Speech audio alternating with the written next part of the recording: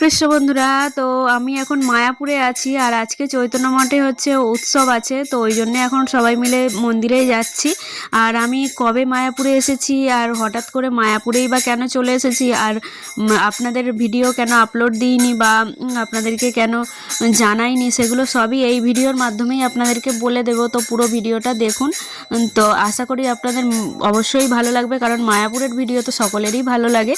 আর এখানে এখন মন্দিরে যাচ্ছি এই 3 নম্বর গেট দিয়ে। আর এইখানে এই দেখুন মন্দিরে কত সুন্দর সব সবজি চাষ করেছে, এইদিকে সব কপি চাষ করেছে। আর এখানে শীতকাল, শীতও প্রচণ্ড পড়েছে, মায়াপুরে শীত খুব। আর এখানে প্রচণ্ড ঠান্ডা, আর গোমাতাগুলোকে এই রোদেতে বাইরে বার করে দিয়েছে ওই জন্যে।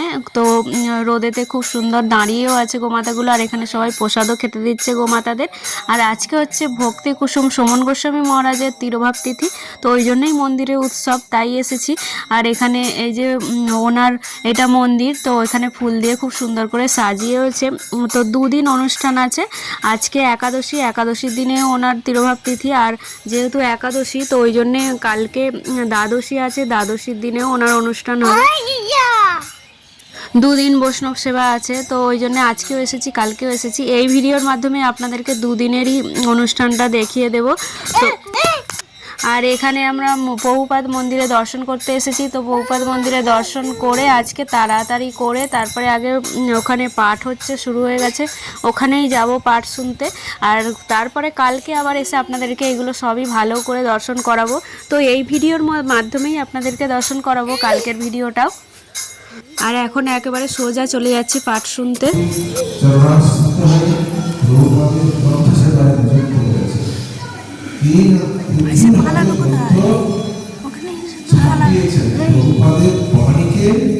সকলের কাছে পৌঁছে দেওয়ার জন্য অনেক পরিশ্রম করেছে। সাধু দাদু ভাগ্য কোনো বড় পাবো, এটাই উদ্দেশ্য, এটাই তারা বলা যে প্রভুপাদের বিশেষ পুস্তক বইতে তিনি প্রয়োগ করেছেন।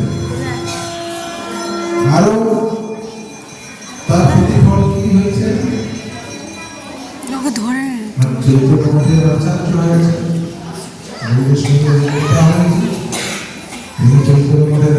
এইমাত্র পাঠ শেষ হয়ে গেল আর এখন প্রসাদ পেতে যাচ্ছি প্রসাদ হলে। আর আজকে অতটা ভিড় নেই, তো কালকে যেহেতু দ্বাদশী কালকের ভিড়টা বেশি হবে। আজকে একাদশী, তো একাদশীর প্রসাদই আজকে দেবে। আর এখানে অনেকটাই ফাঁকা আছে, তো ওই জন্য আমরা সামনের দিকেই বসে পড়েছি। আর এইদিকে পুরোটা হলটা ভর্তি হয়নি, হলটা ভর্তি হলেই তারপরে প্রসাদ দেওয়া শুরু হবে। কালকে আবার দ্বাদশীর প্রসাদ দেওয়া হবে, তো কালকেও আসবো। আর এখানে এখন পাতা দিয়ে দিচ্ছে, তো পাতা দেওয়ার পর তারপরে প্রসাদ পাওয়া হয়ে গেলে আবার আপনাদের সাথে দেখা হচ্ছে। আর এখানে সোনাও প্রসাদ পেতে বসেছে। আর এইদিকে এই দেখুন, এই যে ভিডিওটা দেখতে পাচ্ছেন এটা হচ্ছে দ্বাদশীর ভিডিও। তো কালকে আমরা প্রসাদ পেয়েই তারপরে চলে এসেছিলাম, আজকে এখন এসেছি আজকে দ্বাদশীর। তো আজকে মহারাজের উৎসব আছে, আপনাদের তো বললাম। আর এখানে বহুপাদ মন্দিরে প্রথমে দর্শন করতে এসেছি। আর এদিকে ফুলগুলো খুব সুন্দর হয়েছে, তো গাঁদা ফুলের গাছগুলো যে বসিয়েছে কি সুন্দর। এই দেখুন কত গাঁদা ফুলের কত রকমের গাছ বসিয়েছে। আর ওইদিকে গোলাপ ফুলের গাছ খুব সুন্দর দেখতেও লাগছে, বেশ ফুলগুলো রোদ পড়েছে এর মধ্যে, আরও ভালো লাগছে। আর এই দিকটাতেও বসিয়েছে অনেকগুলো গাছ, তো প্রত্যেক বছর শীতকালে এই গাছগুলো বসায়, বেশ ফুল ফোটেও ভালো। তো এখানে এই দেখুন নতুন নতুন বসিয়েছে সব ছোট ছোট। আর এই দিকে দেখুন বহুপাদের মন্দিরেও অনেক দিন পরে আসছি। আর এইখানে শ্যামকুণ্ডটা আপনাদেরকে দর্শন করে দিচ্ছে। শ্যামকুণ্ড এখানে এসে তো মনে হচ্ছে পুরো একেবারে বৃন্দাবনে চলে এসেছি। তো শ্যামকুণ্ডটাও অনেক দিন পর দর্শন করছি, বেশ ভালো লাগছে। আর আপনারা এই যে দেখতে পাচ্ছেন গলাটা আমার একটু বসে গেছে, তো এই আমার আর আমার ছেলের দুজনেরই খুবই শরীরটা খারাপ ছিল, তো ওই জন্যে ঠান্ডা লেগে এরকম গলাটা একটু বসে গেছে, তাই এরকম মনে হচ্ছে। আর এখানে বহুপাদ দর্শন করতে এসেছিলাম, বহুপাদ এখন ভোগ লাগিয়েছে, তো ওই জন্য বহুপাদ দর্শন হয়নি, তাই বাইরে থেকে প্রণাম করে চলে এসেছি এখানে রাধাকুণ্ডে। আর অনেক দিন পরে এইদিকে রাধাকুণ্ড, গোবর্ধন পর্বত সব কিছুই দর্শন করতে পারছি। আর সামনে গিয়ে রাধাকুণ্ডটা আপনাদের আরও ভালো করে দর্শন করিয়ে দিচ্ছি। আর এইদিকে এখন সব ভক্তরাও এসেছে দর্শন করতে, তো ওইদিকে মন্দিরে আরতিও শুরু হয়ে যাবে, তো ওই জন্যে এখানে তাড়াতাড়ি করে দর্শন করে নিচ্ছি। আর এইদিকে প্রভুপাদের ভজন কুটির প্রভুপাদকে দর্শন করে দিচ্ছি। আর এখানে সোনার বাবা সোনাকে নিয়ে একটু ঘুরছে। আর এই যে এখানে কেলি কদম্ব গাছ আছে, তো সবগুলোই আর একবার দর্শন করে নিচ্ছি ভালো করে। আর এখানে রাধাকুণ্ডে সবাই ভক্তরা এসছে, তো তাড়াতাড়ি করে এখন এবার মন্দিরে যেতে হবে, আরতি হবে মন্দিরে। আর এই দেখুন কেলি কদম্ব গাছটা। রাধাকুণ্ডের দিকটা দর্শন হয়ে গেছে, ওই গোবর্ধনের পিছন দিকটা যাই, গিয়ে তারপরে আপনাদেরকে বলছি যে আমাদের হঠাৎ করে কেন এখানে চলে আসতে হলো সব কিছুই। হরে কৃষ্ণ বন্ধুরা, রেবুস ব্লগে আপনাদের সকলকে স্বাগত জানাচ্ছি। আর আমি এখন আছি মায়াপুরে, তো আপনাদের আপডেট দিতে পারিনি, তো সেইটা আপনাদেরকে বলছি কেন আপডেট দিতে পারিনি। মায়াপুরে হঠাৎ করে চলে এসেছি, তো আমার কাকা শ্বশুর মারা গেছেন, ওই জন্যে আমরা সেই একদম রাস পূর্ণিমার পরেতেই হঠাৎ করে টিকিট করে তারপরে এখানে আমাদের শ্বশুরবাড়িতে এসেছি। তো আসার সময় এমন বিপদ হয়েছে যে আপনাদের যার জন্য কোনো ভিডিও আপলোড দিতে পারিনি। ট্রেনে করে হঠাৎ তৎকাল টিকিট কেটে আমরা সঙ্গে সঙ্গে খবর পেয়েই তারপরে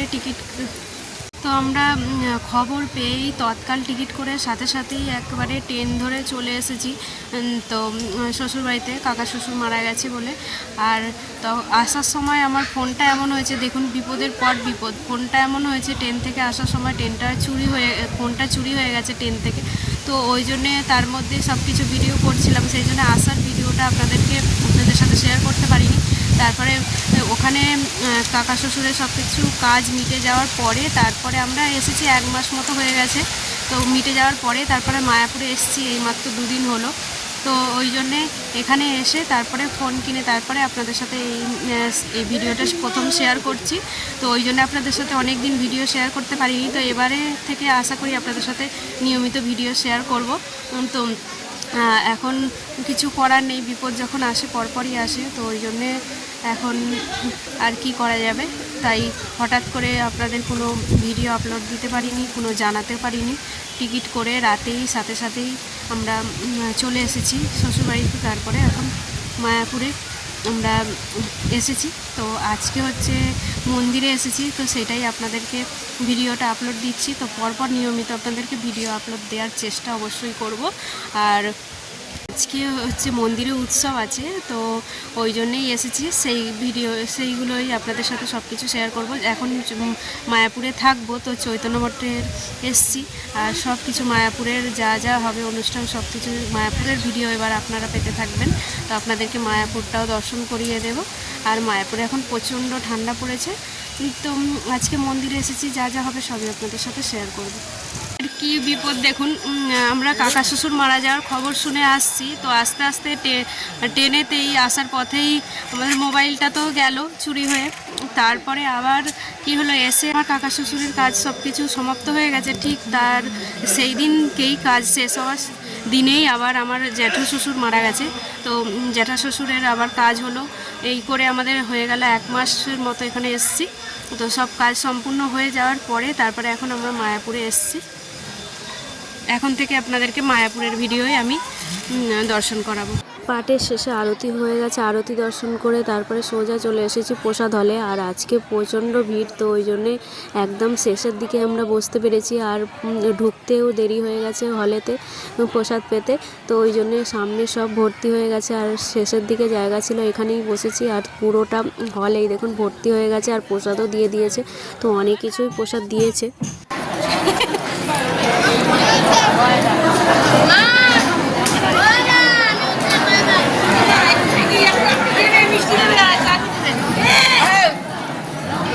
আর এখানে প্রসাদ পেয়ে তারপরে এখন বাড়ি চলে যাচ্ছে। আর এই যাওয়ার পথে দেখুন ষড়ভুজের যে মূর্তিটা আছে এর সাইডে বাঁ সাইডে কি সুন্দর গোলাপ ফুল হয়েছে। আর এইখানে সুমন মহারাজের উৎসব উপলক্ষে চারিদিকটা ফুল দিয়ে খুব সুন্দর করে সাজিয়েছে। আর এইদিকে এই যে ষড়ভুজ মূর্তি, তো এই দিকটাতে গোলাপ ফুলগুলো আপনাদেরকে দেখাচ্ছে। আর এটা হচ্ছে চৈতন্য লীলা মন্দির।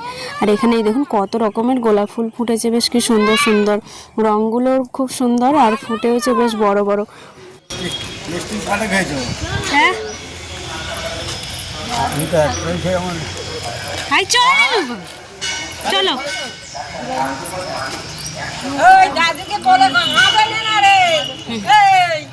আর আজকের মতো ভিডিওটা এই পর্যন্ত। ভিডিওটা কেমন লাগলো অবশ্যই কমেন্টে জানাবেন, ভালো লাগলে লাইক শেয়ার করবেন। হরে কৃষ্ণ।